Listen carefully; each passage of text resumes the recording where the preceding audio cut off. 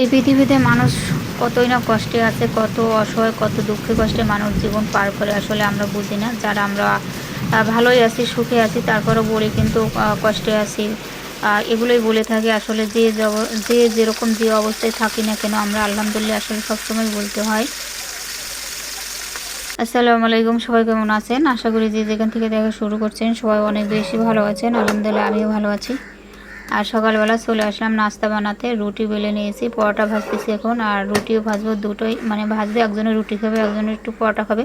ফাঁকিবাজি পরোটা, মানে এর ভিতরে একটু তেল দিয়ে নিচ্ছি রুটির ভিতরে। যাই হোক, একটা ভাজা হয়ে গেছে, আর ওগুলো ভেজে নিব। রুটি পরোটা এগুলোই ভাজবো। সকালের নাস্তা এটা হচ্ছে। এটা নাস্তা ভেজে তারপর দেখি কি করি। আর যারা আমার ভিডিও দেখতে আসছেন প্লিজ একটা লাইক দিয়ে দিবেন। আর ভিডিওটি দেখতে দেখতে কোনো অংশে ভালো লেগে গেলে শেয়ার করে দিবেন। যারা নতুন বন্ধুরা আসছেন প্লিজ ফুল ভিডিও দেখে কমেন্ট করবেন, চ্যানেলটি সাবস্ক্রাইব করে সাথে থাকবেন।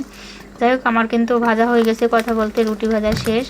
আর এখন ডিম ভেজে নিচ্ছি। আর কালকের মানে একটু সবজি তরকারি আছে, এটা দিয়ে খাওয়া হয়ে যাবে সকালের নাস্তা। তা সবার সাথে থাকেন, আবারও বলতেছি সবাই একটা লাইক দিয়ে দেখতে থাকেন।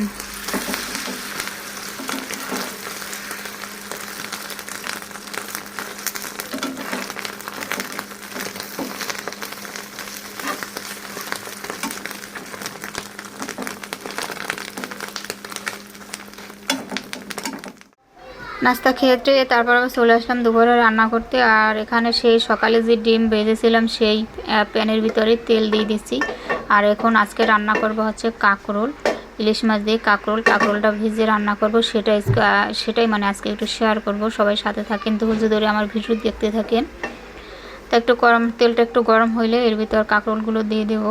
কাঁকরোলগুলো এক এক করে ভেজে নেব। প্রথমে মাছটা ভেজে নেব। আর এই যে কাঁকরোল হলুদ দিয়ে একটু মাখিয়ে নিয়েছি, একটু হলুদ আর হালকা একটু লবণ দিয়ে মাখিয়ে নিয়েছি। আর এখন এটা ভেজে নেব।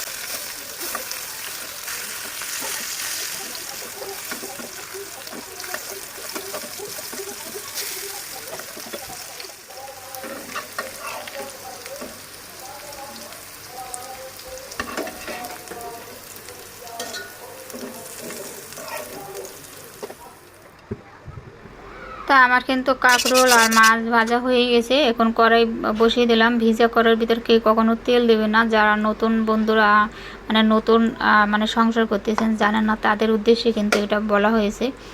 যাই হোক, কড়াইটা একটু শুকানোর পর এর ভিতর তেল দিয়ে পেঁয়াজ দিয়ে দেবেন, তাহলে তেলটা কিন্তু ফুটে উঠবে না।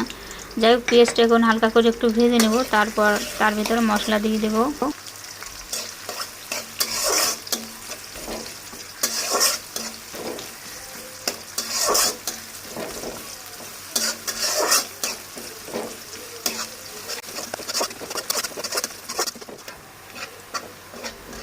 পেঁয়াজটা কিন্তু ভাজা হয়ে গেছে। আর এখন এর ভিতরে পানি দিব প্রথমে আমি। অনেকে আছে মশলা দেন, প্রায় মশলা দেন, কিন্তু আমিও দিই মাঝে মাঝে, কিন্তু সব সময় না। আর পেঁয়াজটা পুড়ে গেলে তরকারির কালারটা কিন্তু আসলে নষ্ট হয়ে যায়। যাই হোক, পানি দিয়ে দিলাম। আর এখন এর ভিতরে একটু মশলা দেব, মরিচের গুঁড়া দেব, আর হচ্ছে হলুদ লবণ দেব। আর কিছু দিব না, একটু সামান্য একটু ধনিয়ার গুঁড়া দেব। ইলিশ মাছ, যেহেতু ইলিশ মাছ দিয়ে রান্না করতেছি, সেজন্য কিন্তু অন্য কোনো মশলা আর অ্যাড করব না। এই মশলা দিয়েই রান্না করব। আর যত মশলা কম খাওয়া যায় আমাদের স্বাস্থ্যের জন্য, শরীরের জন্য অনেক উপকার কিন্তু। তা আমরা করি না। আমরা কিন্তু যত মশলা খেতে পারি মনে হয় জানি ততই তরকারি কিন্তু স্বাদ হয়। আসলে মশলা যত কম খাওয়া যায় স্বাস্থ্যের জন্য মানে ততই ভালো কিন্তু। যাই কথা বলতে বলতে মশলাও কষানো হয়ে গেছে আমার। আর এখন এর ভিতরে কাঁকরোলগুলো দিয়ে আমি রান্না করে নিব। তা দুঃখের বিষয় হচ্ছে যে ক্যামেরা মানে ভিডিওগুলো ডিলিট হয়ে গেছে, কীভাবে জানি না। এখানে মশলা কষিয়ে নিয়ে তার ভেতর কাঁকরোল দিয়ে কিন্তু আমি এই যে রান্না হয়েও গেছে আমার। আর এই মাঝখানের ভিডিও কেন জানি হয়নি, হয়েছে কিনা তাও জানি না, দেখি নাই, মানে ডিলিট হয়ে গেছে মনে হয়। যাই হোক, এটা আমার হয়ে গেছে। আর রান্নার শেষে এই দেখেন বৃষ্টি নেমে গেছে, আর এই বৃষ্টির ভিতরে দেখেন এই কাকা এখানে বসে রান্না করতেছে। বাইরে অনেক বৃষ্টি শুরু হয়ে গেছে, আর অনেক গরম কিন্তু এই কয়েকদিন। আর গরমের ভিতরে বৃষ্টি হয়েছে, খুব ভালো হয়েছে, কিন্তু আমাদের কিন্তু কাকার তো ভালো হয়নি। দেখেন ওখানে বসে রান্না করতেছে বৃষ্টির ভিতরে, আর ওনার রান্না করার জায়গা নেই।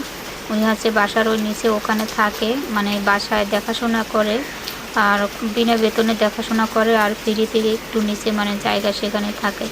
যাই হোক, আর ওখানে বসেই রান্না করে, আর বৃষ্টি চলে আসছে সেই জন্য রান্না করতে তার মানে অসুবিধা হচ্ছে। বৃষ্টিতে ভিজে ভিজে রান্না করতে আছে, দেখতে পাচ্ছেন এই যে চুলে রান্না করতেছে, হয়তো ভাত বসাইছে না তরকারি বসাইছে, যাই হোক সে রান্না হয় নাই। এর ভিতর বৃষ্টি নেমে গেছে, আর বৃষ্টির ভিতরে ভিজে ভিজে রান্না করতেছে, কী আর করবে, কারণ তার তো রান্নাঘরও নেই।